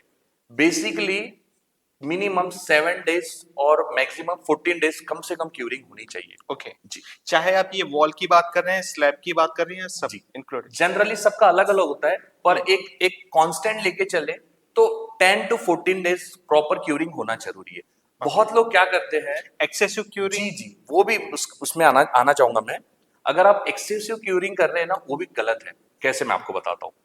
सीमेंट जो होता है ना, शुरुआत के 14 डेज तक के ही उसमें हीट ऑफ हाइड्रेशन होती है, मतलब गर्मी होती है। ओके। क्यूरिंग करने का कारण ही ये होता है कि सीमेंट के अंदर जो गर्मी है वो कंट्रोल रहे। ठीक है। आप 14 डेज के बाद अगर आप पानी डाल रहे हैं ना, तो वो आप पानी का भी वेस्ट कर रहे हैं, अपना समय भी वेस्ट कर रहे हैं और आप दीवार को भी खराब कर रहे हैं। जैसे अगर आप बहुत ज्यादा पानी डालोगे ना, तो आप देखना कुछ समय के बाद उसमें काई लग जाती है, जो फिर बाद में प्लास्टर करते वक्त दिक्कत देती है। ओके। जी। तो इसलिए 14 डेज के ऊपर क्यूरिंग नहीं करना चाहिए। शुरुआत के 14 डेज बहुत इंपॉर्टेंट होते हैं, तब जितना अच्छे से कर सकते करना चाहिए। ओके। कॉन्ट्रैक्टर जनरली क्या होता है कि अगर ब्रिक्स आ रही है, जी। ब्रिक्स के ऊपर में भी पानी डाल के रखते हैं, इसका जी। क्या रीजन होता है? देखिए क्या होता है, जब ब्रिक्स आती है ना, उसमें थोड़ा बहुत डस्ट होता है। अगर नई ब्रिक्स साइड पे आ रही है, अगर आप पानी डाल देंगे ना, तो उसका डस्ट वगैरह चले Okay. जाता है। तो ये अच्छा होता है। और उसके बाद जब अपन मैशनरी वर्क कर रहे हैं, अगर हम ब्रिक्स की जुड़ाई कर रहे हैं, ईंटों की जुड़ाई कर रहे हैं, तो गीला ईंटा होने से उसे पकड़ अच्छी मिलती है। Okay, great. अभी वाटर की बहुत ज्यादा बात हो रही थी, जी। तो वाटर मैनेजमेंट एक बहुत इंपॉर्टेंट रोल प्ले करता है। इसमें दो चीजों के ऊपर में हम लोग बात करना चाहेंगे। जी। फर्स्ट इज बोरवेल जी। और rain water harvesting. Okay. Borewell से रिलेटेड मेरा ये क्वेश्चन है कि बोरवेल करवाते समय कौन सी चीजों का ध्यान रखना चाहिए जी। और उसे कैसे करवाना चाहिए, और एक नॉर्मल घर के लिए, नॉर्मल हाउस होल्ड के लिए 4 इंची 6 इंची या कौन से वाले को चूज करना चाहिए? जी। देखिए, मैं आपको बोरवेल के बारे में पहले जानकारी दूंगा। सबसे पहली स्टेप तो बोरवेल ही होती है। अगर आपको घर का काम शुरू करना है जी। तो सबसे पहले आपको बोरवेल करनी पड़ेगी, और दूसरा होता है मीटर, मीटर लगाना, इलेक्ट्रिक मीटर जी, लगाना। बिल्कुल। ठीक है। बोरवेल कराते हुए समय आपको सबसे पहली बात ये ध्यान देना है कि आपको घर के यूज के लिए ही पानी चाहिए, तो आप 4 इंच का भी बोरवेल करा सकते हैं। ओके। ठीक है। दूसरा आपको ये ध्यान देना चाहिए कि जब आपने बोरवेल कराया तो नीचे हार्ड स्ट्राटा मिला कि नहीं। कई बार क्या होता है, अगर नीचे पत्थर नहीं मिलता है तो कुछ समय के बाद बोरवेल बंद भी हो जाती है। ओके। वो भी ध्यान देना जरूरी है। और एक मीथ ये है इसमें कि हम जितना गहरा करेंगे, जितनी गहराई होगी उतना मुझे ज्यादा पानी मिलेगा, ऐसा नहीं होता। देखिए, हर एरिया का वाटर लेवल अलग अलग है। बिल्कुल। ठीक है। अगर आपके एरिया में आपको 50 फीट में पानी मिल रहा है और आपने 100 फीट भी कर लिया तो आपके लिए सफिशियंट है। रीजन उसका यह है, अगर आपने 50 फीट में आपको पानी लग गया, जी। उसके बाद आप ड्रिल कर रहे हैं, आपको 80 फीट में पत्थर लग गया। ओके। जैसे 80 फीट में आपको पत्थर लग गया, उसके बाद भी आप कंटिन्यू ड्रिल कर रहे हैं। अगर मान के चलो 80 फीट में हमें पत्थर लग गया है, जी। उसके बाद अगर पत्थर की जो डेप्थ होगी 10 फीट होगी, अगर हम कंटिन्यू ड्रिल करेंगे और पत्थर के अगर आर पार हो गया तो जो आपको पानी मिल रहा है वो कहीं और चले जाएगा। ओके। समझ रहे हैं? तो जब भी आपको बेस मिलता है, हार्ड स्ट्राटा मिलता है, तो उसे फोड़ना नहीं चाहिए। ओके। अगर आपको पानी लग गया है, नीचे पत्थर लग गया है, तो वहां पे पानी स्टोर होगा जिसको आप मशीन यूज करके ऊपर निकाल सकते हैं। ओके। तो ये ध्यान देना बहुत जरूरी है। ज्यादा गहराई इंपॉर्टेंट नहीं होती, आपको कितने फीट पे पानी लगा है और आपको नीचे हार्ड स्ट्राटा मिला है नहीं, वो इंपॉर्टेंट होता है। ओके, ये बहुत इंपॉर्टेंट जी। आपने बात कही। एंड सेकंड चीज, अगर हम लोग ये बात करें कि बहुत सारे लोग तो इसे वास्तु के पॉइंट ऑफ व्यू से भी देखते हैं और उसके अकॉर्डिंगली भी जी। वो करवाते हैं। Rain water harvesting. हाँ, देखिए, रेन वाटर हार्वेस्टिंग करनी चाहिए। अगर आप ये करते हैं तो इनडायरेक्टली आप एटमॉस्फेयर के लिए अच्छा कर रहे हैं, आपके नेचर के लिए अच्छा कर रहे हैं। रेन वाटर हार्वेस्टिंग क्या होती है, जब बारिश के समय में स्लैब में पानी आता है, तो स्लैब से पानी एक्चुअली क्या होता है, अपन पाइप के थ्रू नाली में निकाल लेते हैं। बिल्कुल। तो वैसा ना करते हो, हम क्या कर सकते हैं, स्लैब में जो रेन वाटर के लिए पाइप लगा हुआ होता है, उसको आप क्या कर सकते हैं, डायरेक्ट बोरवेल में ना लगाते हुए आप एक प्रॉपर गड्ढा डिग कर लीजिए। ओके। ठीक है। उसमें छोड़ दीजिए, तो वापस वो जमीन में ही पानी चल जाएगा, जिससे वाटर लेवल के लिए अच्छा होता है। मतलब आपकी बोरवेल हर एक रेन के बाद में रिचार्ज होते जी जाए। जी जी, बिल्कुल सही ये बात बहुत कही ही आप। इंपॉर्टेंट जी। रहेगा, क्योंकि जनरली क्या हो रहा है कि वाटर लेवल अभी नीचे जाते जा रहा है बहुत सारे जी, प्लेसेस जी। में, और ये बहुत बड़ी प्रॉब्लम बन गई है। जी, जी। लेकिन रेन वाटर हार्वेस्टिंग करवाते समय क्योंकि लोगों को शायद लगता है कि मेरा उतना स्पेस चला जाएगा, जी जी जी। कि उतना ये लॉस हो जाएगा। कितना स्पेस लगता होगा? देखिए, आप ज्यादा नहीं तो 2 बाय 3 का भी गड्ढा डिग करके उसमें पानी डाल सकते हैं। ओके। ठीक है। और उसके ऊपर आप चेम्बर्स लगा सकते हैं, कि अगर आपने उस पर चेम्बर लगा दिया तो आपकी गाड़ी वगैरह भी उस पर आराम से पार्क हो जाएगी। अच्छा। जैसे बोरवेल के ऊपर चेम्बर हम लगाते हैं, वैसे आप उसके ऊपर भी, बोरवेल के ऊपर मतलब उस एक्सकेवेटेड गड्ढे के ऊपर भी आप चेम्बर लगा सकते हैं, तो जिससे आपकी स्पेस भी खराब नहीं होगी और रेन वाटर हार्वेस्टिंग की प्रोसेस भी हो जाएगी आपकी। ओके। जी। रेन वाटर हार्वेस्टिंग, जो रेन है वो जितना वरदान है, जी। कई बार वो हमारे लिए नुकसान का भी सौदा हो जाता है। जी। अगर वाटर ट्रिपिंग हो रही है हमारे जी घर में, जी जी पानी का जो सीपेज जी बोलते जी हैं, जी जिससे हमारी दीवार खराब हो जाती है, स्लैब खराब हो जी जाते हैं, और ये बहुत समय बाद डैमेज कर। जी। इसके प्रोटेक्शन के लिए कब से ध्यान देना चाहिए और क्या स्टेप्स लेने चाहिए? देखिए, अगर ये बहुत कॉमन प्रॉब्लम है, हर घरों में सीपेज का प्रॉब्लम आपको सुनने मिला होगा पानी की वजह से। जी। जी। सबसे पहले आपको ध्यान देना है कंस्ट्रक्शन के वक्त ही। ओके। जब आप कंस्ट्रक्शन कर रहे हैं, फिर जब हमारी कंस्ट्रक्शन करते हो, जब स्लैब होती है, उसमें प्रॉपर स्लोप का ध्यान देना चाहिए कि आपकी स्लैब में प्रॉपर स्लोप है या नहीं। और ओके। स्लोप होने के बाद आपको ये ध्यान देना है कि जहां से वो पानी निकलने वाला है वहां से आपकी प्रॉपर पाइपलाइन हुई है या नहीं, ये ध्यान देना बहुत जरूरी है। उसके बाद आपको ये ध्यान देना है कि आउटर आउटर की जो वॉल्स होती है उसमें प्रॉपर वेदर कोटिंग का पेंट होना चाहिए। और कंपनी कहती है कि मैं 5 साल आप रख सकते हैं, इस पेंट की जो लाइफ है 5 साल है। आप 5 साल ना वेट करते हुए 3 या 4 साल में अगर कर लेंगे तो आपके घर की लाइफ और बढ़ेगी। ठीक है। अब अंदर का भले ही 5 साल बात करो, कोई तकलीफ नहीं, क्योंकि अंदर में कोई एटमॉस्फेयर का प्रेशर नहीं होता, पर बिल्कुल। बाहर की तरफ ठंडी गर्मी बारिश सब उसको झेलना पड़ता है। बिल्कुल। तो इसलिए आउटर की तरफ ज्यादा ध्यान देना चाहिए। ओके, लेकिन अब हम इंडिया की बात करें, जी यहाँ पे घर चिपके चिपके होते हैं। जी मैं बाजू वाले को समझाने नहीं जा सकता कि आप अपना घर कैसे बनाओ। ओके बराबर। उस सिचुएशन में ये प्रॉब्लम बहुत है। जी देखिए क्या होता है, इसका भी मैं आपको एक बहुत अच्छा सॉल्यूशन बताऊंगा। देखिए उसमें क्या करना है, आपका मान के चलो 2 फ्लोर का घर है, बाजू वाले का भी 2 फ्लोर का घर है, दोनों की हाइट जो है आसपास है, पर अगर आपने पैराफिट वॉल थोड़ी बड़ी रखी, उनकी पैराफिट वॉल थोड़ी छोटी है और दोनों की वॉल चिपक के है, तो बीच में पानी जाने का चांस होता है और वहीं से फिर दीवारों में सीपेज आता है। ओके। उसका बेस्ट सॉल्यूशन ये है, अगर अपनी दीवार बड़ी है और बाजू वाले की वॉल छोटी है, तो ये दोनों के बीच में प्रॉपर स्लोप बना ले, तेज कंक्रीट से स्लोप बना ले और उसके ऊपर भी वेदर कोट का पेंट कर ले आपसी सहमति से। ओके। दोनों मिलकर डिस्कस कर लीजिए, जिसकी वॉल छोटी है और जिसकी वॉल बड़ी है दोनों के बीच में स्लोप कर दे और उसमें वेदर कोट लगा ले, तो जिससे पानी स्लोप के थ्रू नीचे आ जाएगा, आपके दोनों वॉल्स के बीच में नहीं जाएगा और आपको सीपेज प्रॉब्लम नहीं होगा। ओके। जी जब भी स्लैब का चालू होता है तो कुछ ऐसे पर्टिकुलर ब्रांड्स के लिक्विड होते हैं, जी बोले इसको स्लैब के समय मिला लो तो ये सीपेज का प्रॉब्लम खत्म हो जाएगा। जी कितना वर्क करते हैं? देखिए केमिकल्स यूज करना बहुत अच्छा है, एक्स्ट्रा अडेसिव डालने से स्ट्रेंथ मिलती है, वाटरप्रूफिंग मिलती है, वो यूज करना चाहिए, पर प्रॉपर रेशियो में उसको यूज करना चाहिए। जब भी आप ये सब करें तो एक अच्छे इंजीनियर से कंसल्ट करें, वो आपको हर चीज समझा देगा और उसके बाद ऐसे करने से अगर केमिकल आप ऐड करते तो उसका फायदा होता है। ओके। जी जो देसी तरीका है, जी स्लैब होने के दूसरे दिन जी पानी में सोडा या ये मिला करके जी छत पे मार दिया जाता है जी जी और उसके बाद क्यूरिंग चालू की जाती है। जी इसके बारे में आपके व्यूज क्या है? देखिए पहले के लोग अलग अलग प्रकार से काम करते थे, पर आज के टाइम में ऐसा है कि स्लैब्स में स्पेशल सीमेंट्स आने लगी है। कंक्रीट करने के लिए अलग से सीमेंट आती है जिसमें पहले से ही केमिकल मिले होते हैं। अगर आप अलग से यूज करना चाहे तो आप थोड़ा बहुत कर सकते हैं। नेक्स्ट डे क्या करना चाहिए कि आपने जो सीमेंट यूज किया है स्लैब में, वही सीमेंट का प्रॉपर घोल बना लीजिए। ओके। उसमें कोई भी केमिकल डाल दीजिए और उसको पूरे स्लैब के सरफेस में ब्रश से बोलो या झाड़ू से बोलो पूरा मार देना कोट चाहिए। तो ये सबसे बेस्ट तरीका है। उससे क्या होता है, छोटी मोटी वॉइड्स भी रही ना वो पूरी भर जाती है। हाँ। तो एक दिन का क्योंकि रेस्ट जनरली सेकंड और थर्ड डे पे हल्के से क्रैक्स जी दिखने जी लगते जी हैं, जी तो ये डीप होते हैं या कि ना वो ना सिर्फ कोट करने से ये ठीक हो जी जाएगा? जी देखिए क्या होता है, समर में ये प्रॉब्लम ज्यादा आती है। हाँ। उसमें क्या होता है, ज्यादा धूप की वजह से सीमेंट जल्दी सेट होता है, जी। तो ऊपर में जो क्रैक्स होती है ना उसको बॉल क्रैक्स बोलते हैं, वो बहुत छोटी होती है। ओके। उसके लिए ही ये करना पड़ता है, ओके। जिससे आपको नेक्स्ट डे आपने अगर वो कर लिया तो फिर आगे आपको प्रॉब्लम नहीं आती। ओके। अभी तक तो सर बहुत सारे क्वेश्चन पे आपसे डिस्कशन हुआ। एक और जो घर में इंपॉर्टेंट रोल प्ले करता है वो बाथरूम एंड किचन। जी और जब बाथरूम और किचन की तो सबसे इंपॉर्टेंट आ जाता है वहां पे प्लम्बिंग वर्क, जी पाइप फिटिंग्स एंड ऑल। इसमें किन चीजों का ध्यान रखना चाहिए और कैसे करवानी चाहिए कि कम से कम वेस्ट हो हमारा और ज्यादा से ज्यादा यूटिलिटी बढ़ जाए जी उसकी?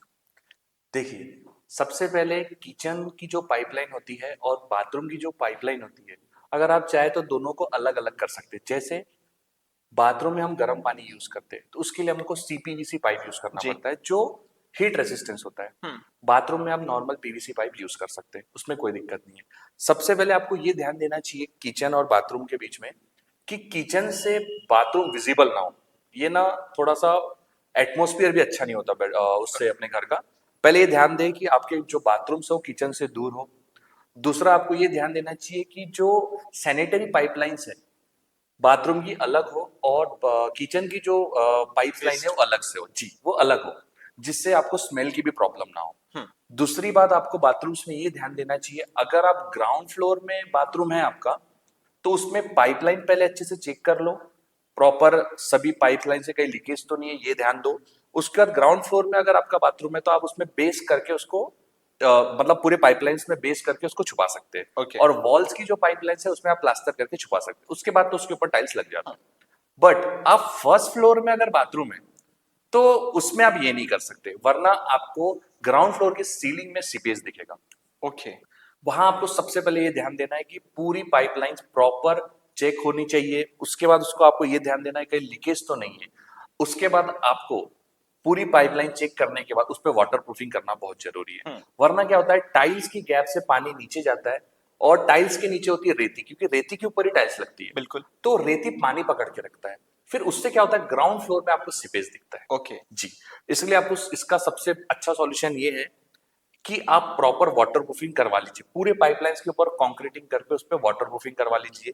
दूसरा उसका स्टेप है कि टाइल्स के बीच में ग्रूव बनाकर, स्पेस होती है बीच में, उसमें एक अच्छा केमिकल यूज करके, इपॉक्सी कहते हैं उसको, वो सब चीजें डलवा दीजिए, जिससे आपका पानी डायरेक्ट नानी ड्रॉप में जाए, जो होती है ना जाली, जहां से पानी जाता है। जी बिल्कुल। तो जब आप नहा रहे हैं या जब पानी जा रहा है तो प्रॉपर नानी ड्रॉप के थ्रू, पाइपलाइन के थ्रू जाए। अगर टाइल्स के गैप से अगर वो नीचे जाएगा तो आपको ग्राउंड फ्लोर में प्रॉब्लम होगी। तो ये सब चीजें ध्यान देनी बहुत जरूरी है बाथरूम से। और किचन में भी ये बहुत जरूरी है कि आपका सिंक का पानी प्रॉपर निकल रहा है या नहीं, वरना क्या होता है, सिंक में ना कचरा फंस जाता है, फिर आपका पानी जाता नहीं है।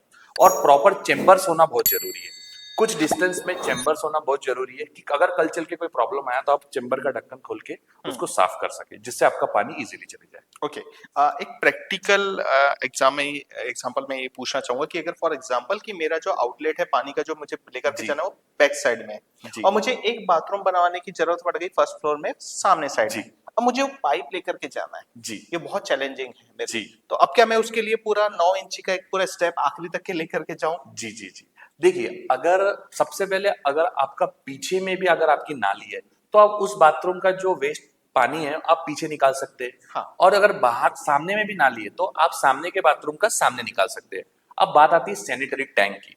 तो अगर आपका डिस्टेंस बहुत लंबा है तो फिर आपको क्या करना चाहिए, एक सैनिटरी टैंक पीछे बना सकते हैं। अगर सामने में है अगर आपका बाथरूम, तो आप सामने भी आपको एक अलग बनाना पड़ेगा, अगर आपको लंबी पाइपलाइन से बचना है तो उसमें क्या होगा, वास्तु भी देखना बहुत जरूरी होता है, बहुत वो तो एक अलग चीज है, वरना आप ऐसा कर सकते हैं। दूसरा ये है कि अगर आपकी साइड में 3 फीट की गली है तो आप गली से भी पाइपलाइन ले जा सकते हैं। घर के अंदर से ना ले जाते हुए अगर गली के पाइपलाइन से अंडरग्राउंड जाएगा तो फ्यूचर में दिक्कत नहीं होगी। सर, अभी तक के तो हमने प्लम्बिंग के बारे में डिस्कशन कर लिया। एक और जो बहुत इंपॉर्टेंट रोल प्ले करता है वो इलेक्ट्रिकल फिटिंग, जी। एमसीबी स्विचेस, और अभी स्मार्ट स्विचेस भी आ गए हैं। जी। तो इसके बारे में थोड़ा सा जानना चाहेंगे। जी, देखिए, घर में इलेक्ट्रिक फिटिंग बहुत इंपॉर्टेंट पार्ट होता है, आपकी सेफ्टी के लिए भी बहुत इंपॉर्टेंट पार्ट होता है। अगर आपके घर में शॉर्ट सर्किट हो गया तो बहुत बड़े बड़े हादसे भी हो जाते हैं। जी। तो इस चीज का ध्यान देना बहुत ज्यादा जरूरी है। अगर आप घर की वायरिंग कर रहे हैं ना तो क्वालिटी में कॉम्प्रोमाइज ना करें वायरिंग, क्योंकि एक बार वो अंदर फिट हो गया उसके बाद आप बार बार निकालने वाले नहीं है। बिल्कुल। अच्छी क्वालिटी के वायर यूज करें, प्रॉपर सर्किट बनाए, प्रॉपर एमसीबी बॉक्स में प्रॉपर सभी के अलग अलग सर्किट रहना चाहिए। ये सब चीजें ध्यान देना बहुत जरूरी है। अब बात करते हैं कि जो स्मार्ट चीजें आ गई है अभी, आप उसमें भी जा सकते हैं, पर कैसा है, जनरली उसमें थोड़ा मेंटेनेंस वगैरह, थोड़ा कॉस्ट वगैरह बहुत ज्यादा होता है। तो आप बेसिक ही करिए, पर सेफ्टी का जरूर ध्यान रखिए। Proper wiring, proper MCB box में सभी चीज की सर्किट अलग अलग आना चाहिए। और ये आप तभी आपका अच्छे से होगा अगर आप प्रॉपर एक अच्छे इंजीनियर से कंसल्ट करेंगे, प्लस एक अच्छा आपका इलेक्ट्रिकल फिटिंग वाला बंदा हो, तभी आपका ये काम अच्छे से होगा। लोड के हिसाब से तो डेफिनेटली वायर जी। डिफर करता है। जी। एक नॉर्मल हाउस होल्ड के लिए कौन से वायर का चूज करना चाहिए, मतलब एमएम के हिसाब से जी, अगर जी, जो भी रहते हैं उस हिसाब से आप बताएंगे। देखिए, कैसा होता है, सभी चीज का, सभी वायरों में अप्लायंसेस का अलग अलग लोड आता है। बिल्कुल। एसी के लिए 6 mm वायर यूज करना पड़ता है, 4 mm वायर यूज करना पड़ता है। सर्किट में आप 2.5 mm का वायर यूज कर सकते हैं। स्विच एंड बोर्ड्स में आप 1 mm 1.5 mm का यूज कर सकते हैं। सबका अलग अलग होता है। अर्थिंग में भी 2.5 mm का यूज करना चाहिए। तो सबका प्रॉपर अलग अलग चीजें होती है, अलग अलग यूजेस होता है, उस हिसाब से अपने को वायर प्रोवाइड करना पड़ता है। तो ये चीजें तभी अच्छे से हो पाती है, जैसे आपको मैंने पहले भी कहा, एक प्रॉपर इंजीनियर हो, आपका इलेक्ट्रिक फिटिंग वाले के पास एक्सपीरियंस हो, तभी ये सब चीजें अच्छे से होती है। ओके। मेरा नेक्स्ट क्वेश्चन थोड़ा सा हट करके है, बट इसी से रिलेटेड है। जी। सोलर के ऊपर में। ओके। सोलर का एक स्ट्रक्चर बनाना बहुत इंपॉर्टेंट रोल प्ले करता जी। है, ठीक है, और उसकी वायरिंग वगैरह के लिए। जी। ये दोनों चीजों के ऊपर मैं बात करना चाहूंगा। देखिए, सोलार लगाना बहुत अच्छी बात है। आप सोलार लगाने से आप अपने काफी पैसे बचा लेते हैं। तो सोलार लगाने के लिए सबसे पहले हमें ये ध्यान देना चाहिए कि हम जब नया घर बना रहे हैं, एक्चुअली क्या होता है, हम पुराने घर में रहते हैं, वहां पे यूजेस कम होता है इलेक्ट्रिसिटी का, क्योंकि अपनी पुरानी चीजें होती है। जब हम नए घर में जाते हैं तो हम नए घर में एसी लगाएंगे, पीओपी लगाएंगे, हर रूम में अपन टीवी यूनिट बनाते हैं, उसमें इलेक्ट्रिसिटी बहुत यूज होती है। जी। तो आपको सबसे पहले ये ध्यान देना चाहिए कि आपके घर में कितनी यूज होती है, फिर उस हिसाब से आपको किलोवाट के हिसाब से सोलर लगाना चाहिए। जी, उसका जो स्ट्रक्चर होता है, अगर जी। हम नया कंस्ट्रक्शन बना रहे हैं, उसमें कोई स्पेशल चेंजेस करने की जरूरत है कि बस कि स्लैब हो गया तो उसके बाद हम जैसा भी स्ट्रक्चर चाहे बना देखिए सकते हैं? देखिए ऐसा कोई जरूरी नहीं है। कई लोगों का पहले से कंस्ट्रक्शन हो चुका है, उन्होंने सोलार बाद में लगाए, तो ऐसे कोई प्रॉब्लम नहीं। आप नए कंस्ट्रक्शन में भी आप सोलार बाद में लगाए। मैं एडवाइस करूंगा कि पहले आप देखिए कि आपके घर में कितना इलेक्ट्रिसिटी यूज हो रहा है, उसके बेसिक पे आप फिर उस हिसाब से सोलार लगाए कि आपको कितने किलोवाट का लगाना है। आप ऐसा भी कर सकते हैं या आप पहले भी लगा सकते हैं। फिर ओके। आपको एक अच्छे से किसी से मिलकर अच्छे से पहले ही डिसाइड करना पड़ेगा कि इतने एरिया में कितनी इलेक्ट्रिसिटी हमको लगेगी, जी। फिर उस हिसाब से आप सोलार लगा सकते जी। आ, ये तो सारी चीजें हो गई, अभी बात हो गई जी। कि एक जो सिविल का वर्क है, जी। ये सारी उसमें इंक्लूडिंग चीजें हैं। हैं जी। अब इंटीरियर की तरफ बढ़ते हैं। ओके। तो अभी अगर हम बेस से बात करें, टाइल्स, मार्बल जी। या अदर ऑप्शंस, जी। किन के साथ जाना बेनिफिशियल रहता है, और कॉस्ट वाइज भी आप थोड़ा सा देखिए मैं आपको सभी कॉस्ट फ्रेंडली प्लस एस्थेटिक दिखने में भी अच्छा लगे और जी। सस्ता भी हो, मैं उसके ऊपर आपको बताना चाहूँ और आपके पैसे भी बचेंगे। सबसे पहले आपको कंस्ट्रक्शन में क्या होता है, जो स्ट्रक्चर है उसमें कॉम्प्रोमाइज ना करें। स्ट्रक्चर अच्छा हो गया आपका, दोनों साइड से प्लास्टर हो गया। आउटर मैंने आपको पहले ही बता दिया कि वेदर कोड आउटर में लगा दो, जिससे आपके घर की बाहर से आपका घर खराब ना हो। जी। अंदर में आप क्या कर सकते हैं, डिसेंट टाइल्स लगाए, सिंपल एक जैसी हर रूम में हर फ्लोर में एक जैसी टाइल्स लगाए, जिसमें क्या होगा आपकी कटिंग जो होगी वो स्कर्टिंग में काम आ जाएंगी, डेडो में काम आ जाएगी, जी। जिससे आपका मटेरियल वेस्ट नहीं होगा। बिल्कुल। हर रूम में अगर अलग अलग टाइल्स लगाएंगे तो दिखने में भी गंदा लगता है और उसमें आपका वेस्ट मटेरियल भी ज्यादा ओके। निकलता है। दूसरा आपको ये ध्यान देना है कि घर की जब पेंटिंग करें उसमें भी simple and decent colour use करें, एक सिंगल कलर यूज करें, जिससे घर बहुत अच्छा लगता है और उसको आपको अट्रैक्टिव कराना है इंटीरियर के हिसाब से, तो उसमें अच्छी फोटो फ्रेम्स लगा ले, प्रॉपर वॉल लाइट्स लगा ले, जिससे एक सिंपल सा घर भी बहुत सुंदर लगता है। उसके बाद आपको अगर टीवी यूनिट वगैरह भी बनाना है, अपने बेड्स वगैरह भी बनाना है, उसमें भी एक सेम थीम का यूज करें। अगर आप वुडन थीम यूज करें तो सेम वुडन लगाए, जिससे आपको मटेरियल में कॉस्टिंग कम लगेगी, क्योंकि उसमें वेस्ट नहीं होता। ग्रेनाइट या मार्बल्स, हाँ। जी। अभी ये चलन में है जी। या टाइल्स में ही हम आ चुके हैं? देखिए मार्बल और ग्रेनाइट जो चीज है ना, ये काफी कॉस्टली होती है टाइल्स के ओके। कंपैरिजन में। टाइल्स तो आप फ्लोर में यूज करिए, ग्रेनाइट का अगर आपको यूज करना है तो आप यूज कर सकते हो किचन में, ओके। जहां पे आपका प्लेटफॉर्म बनता है वहां पे यूज करिए। मार्बल जो है ना वो आप फ्लोर में यूज होता है, पर वो बहुत कॉस्टली पड़ता है। ओके। अगर अपना बजट है तो आप वो भी यूज कर सकते हैं। दूसरा, ग्रेनाइट से ऊपर एक चीज आती है क्वार्ट्ज G7, आजकल इसकी भी चलन है, ये आपको मल्टी कलर्स में मिल जाएंगे। जी। ग्रेनाइट जनरली आपको ब्लैक ही मिलेगा, दूसरे कलर भी मिलते हैं पर ब्लैक ज्यादातर अच्छा लगता है। जी। अगर आप क्वार्ट्ज में जाएंगे, G7 में जाएंगे, उसमें आपको अलग अलग कलर मिल जाएगा। ओके। फिर आप अपने मॉड्यूलर किचन के थीम के हिसाब से आप G7 यूज कर सकते हैं modular kitchen. Okay. Fall ceiling की बात करते हैं। जी। इसका कोई यूसेज भी है या ये सिर्फ लुक्स के लिए लगाए जाते हैं और हम अपने कॉस्ट बढ़वा देते हैं? जी। देखिए फॉल सीलिंग से हमारे घर की जो लुक है ना वो थोड़ा इनहेंस हो जाता है। बिल्कुल। फॉल सीलिंग में अगर आप लाइट्स लगाएंगे तो वो क्या होता है, पीओपी के अंदर लाइट लग जाती है, जिससे Okay. वो प्लेन दिखती है। तो उस हिसाब से वो बहुत अच्छा लगता है। अपनी जो पाइपलाइंस होती है उसके अंदर से चले जाती है जी। और जितनी भी बीम्स होते हैं जो सीलिंग पे दिखते हैं वो जी। छुप जाते हैं। इस वजह से ज्यादातर पीओपी का इस्तेमाल होता है। अगर मान के चलो आपको पीओपी नहीं करना है तो आप सरफेस लाइट डायरेक्ट स्लैब में भी लगा सकते हैं, सीलिंग में भी लगा सकते बिल्कुल। हैं। वो थोड़े पैसे बचा भी देता है और वो भी दिखने में अच्छा लगता Okay. है। उसके लिए आपको बस प्रॉपर प्लानिंग होना। बिल्कुल। जी। दूसरा एक जो क्वेश्चन मैं इसी से पूछना चाहूंगा कि अब ये मिथ है या फैक्ट है, इसके ऊपर में जी। बात कीजिएगा कि फॉल सीलिंग्स और ये जो सारी चीजें भी जी।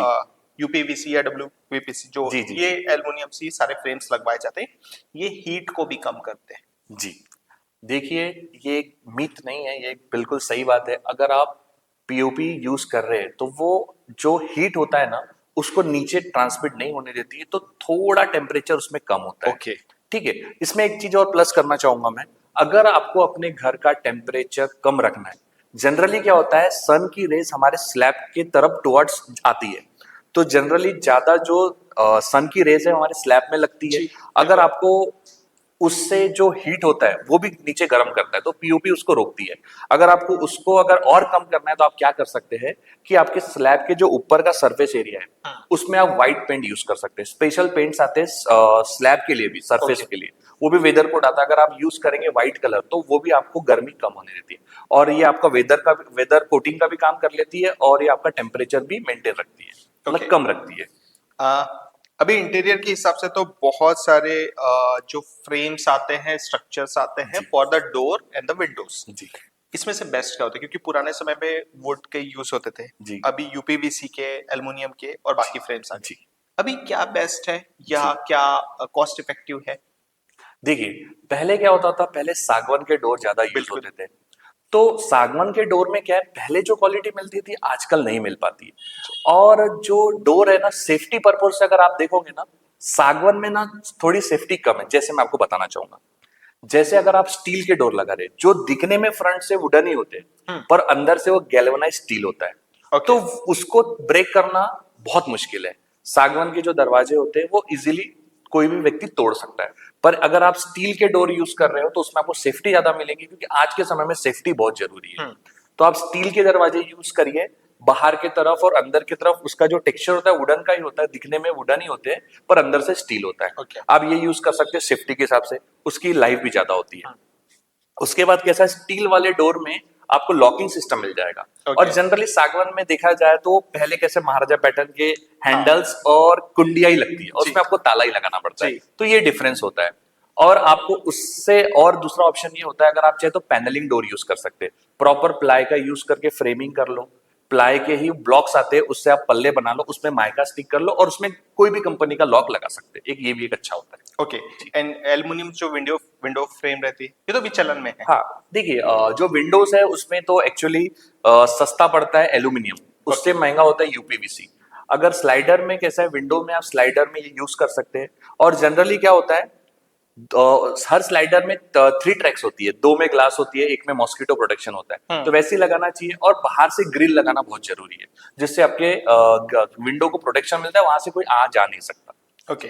सर, ये तो बहुत सारी चीजें कि हमने एक फाउंडेशन से स्टार्ट किया था, बोरिंग जी। के बारे में बात करी, फिर हमने उसके जी। बाद में इलेक्ट्रिक और सारी चीजों के बारे में बात करी। अब हमारा घर कंप्लीट हो चुका है, जी। चाबी आप हमें दे चुके हैं हमारा घर बनवाने के बाद। पोस्ट कंस्ट्रक्शन जी मुझे किन चीजों का ध्यान रखना चाहिए? जी। सबसे मैं आपको पहले ही चीज बोलूंगा, सेफ्टी बहुत इंपॉर्टेंट है। आपको उसमें सबसे पहले ये ध्यान देना है कि आपके पीछे का दरवाजा और सामने का दरवाजा, अगर आप वुडन यूज करते हैं तो उसके बाहर आयरन का दरवाजा बहुत जरूरी है। स्टील का, आयरन का यूज कर सकते हैं, स्टील कर सकते हैं, सेफ्टी फैक्टर से ये ध्यान देना बहुत जरूरी है। उसके बाद आपको ये ध्यान देना जरूरी है कि आपके घर का जो वेस्ट पानी वो प्रॉपर नाली से जा रहा है या नहीं, कहीं ब्लॉकेज फ्यूचर में ना हो, आपको ये ध्यान देना जरूरी है। उसके बाद आपको ये भी ध्यान देना जरूरी है कि आपके घर की जितनी भी इलेक्ट्रिक फिटिंग हुई है, कई बटन ऑन होने पर वर्क कर रही है या नहीं कर रही। क्या होता है, वो बंद होती है पर कभी भी वो शॉर्ट सर्किट भी हो सकता है, क्योंकि अंदर की चीजें होती है। वो बंद क्यों है, उसका कारण क्या है, अगर आप उसको ठीक नहीं करेंगे तो वो भी ध्यान देना जरूरी है। आपको ये भी देखना चाहिए कि आपके हर बोर्ड्स बरोबर वर्क कर रहे हैं या नहीं कर रहे, ये ध्यान देना जरूरी है। उसके बाद जैसे मैंने आपको कहा कि पेंटिंग होने के बाद आपको ये भी ध्यान देना है कि कई पेंटिंग में कई सीपेज तो नहीं आ रहा है, कहीं से आपके क्या होता है, जब सीपेज आता है ना, पपड़ी निकल जाती है। ये सब चीजें तो नहीं हो रहा है। कैसे आप इनिशियल स्टेज पे अगर ये सब चेक कर लेंगे तो आपको फ्यूचर में प्रॉब्लम नहीं होंगी। ओके। ये बहुत ही एक इम्पोर्टेंट बात कही कि post we can say construction भी बहुत सारी ऐसी माइन्यूट चीजें जिनके ऊपर में ध्यान रखें तो हमारा मतलब जी। फ्यूचर में जो बड़ा एक्सपेंसेस होने वाला है वो इनिशियल हाँ। उस चीज को कैटर कर पाएंगे। जी। सर, ऐसा कोई केस या ऐसा कोई रियल लाइफ केस स्टडी आपने देखी हो जहां पे बहुत ही एक ब्लंडर कर रखा हो और आपने उन चीजों को कैटर करके ठीक किया हो?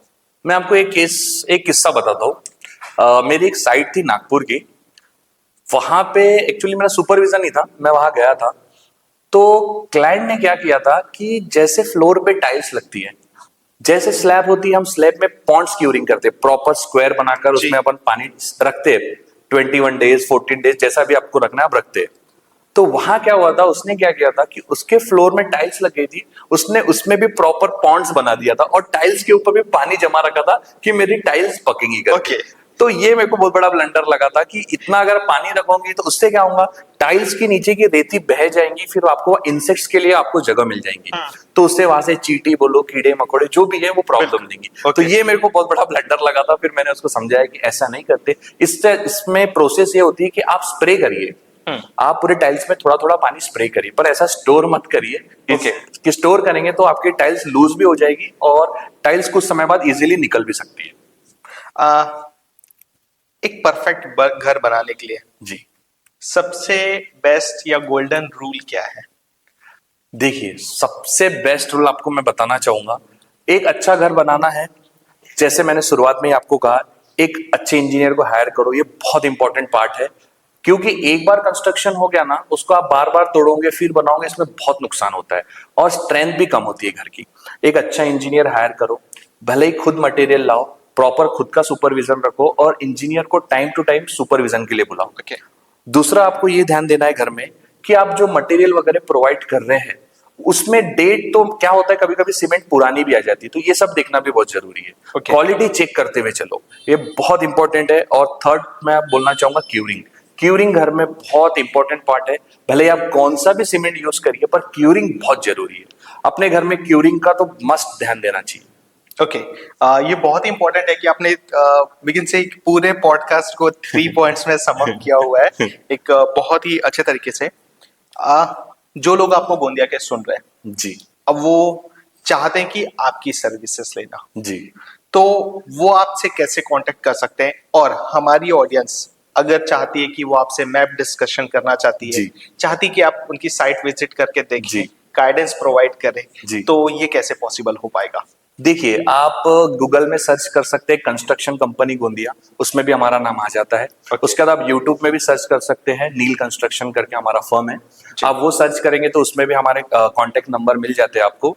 उसके बाद कैसा, मेरा ऑफिस है गोंदिया में, आप वहां मुझसे मिल सकते हैं। मेरा ऑफिस का एड्रेस है राजलक्ष्मी कॉम्प्लेक्स, ग्राउंड फ्लोर में ही है, राम द्वार के पास में है। आप वहां आके मुझसे मिल सकते हैं। और फिर जो सर्विसेज है, मैं आप ऑफिस में आप आएंगे, मैं आपको डिटेल में बताऊंगा। और मैं कोशिश करता हूँ कि कस्टमर को जितनी अच्छी और सस्ती सर्विस दे सकूं, उस पर ज्यादा फोकस रहता है मेरा। सर, हमारे लिए तो आपको कॉस्ट इफेक्टिव होना ही होगा, क्योंकि अगर बिल्कुल, गोंदिया से बिल्कुल। अगर ये कोई पॉडकास्ट देख जी, करके आ जी। रहा है तो उन चीजों पे आप ये करेंगे। और सीरियसली सिविल फील्ड से मैं कहीं ना कहीं बैक जी, जी। उसमें बिलोंग करता हूं, तो मुझे ये इंपॉर्टेंस पता है कि अगर एक इंजीनियर साथ में होता है तो हमारे जो बहुत सारे कंफ्यूजन्स हैं वो बहुत क्लियर हो जाते हैं। यूट्यूब में देख करके, अलग अलग वीडियोस देख करके आप नॉलेज गेन कर सकते हो, लेकिन प्रैक्टिकली जब वो चीजों को करने जाओगे वो बहुत चैलेंजिंग हो जाते हैं। तो एक अच्छे इंजीनियर का, एक अच्छे व्यक्ति का आपके साथ में होना बहुत जरूरी है। Thank you so much Neel sir कि आपने बहुत सारे क्वेश्चंस के ऊपर में एकदम फ्रीली बात की, बहुत ही इजी वे में चीजें समझाने की कोशिश की और वो चीजें बताई जो प्रैक्टिकली पॉसिबल है। बहुत अच्छा लगा आपसे बात करके। होप सो कि आपने भी ये पॉडकास्ट हमारे साथ में एंजॉय किया होगा। And thank you so much sir. आपका भी बहुत बहुत धन्यवाद। मुझे भी यहाँ पे आकर बहुत अच्छा लगा, बहुत दिनों बाद भी आपसे मिलना हुआ। मुझे भी बहुत अच्छा और बहुत मजा आया आपके साथ बात करके। Thank you.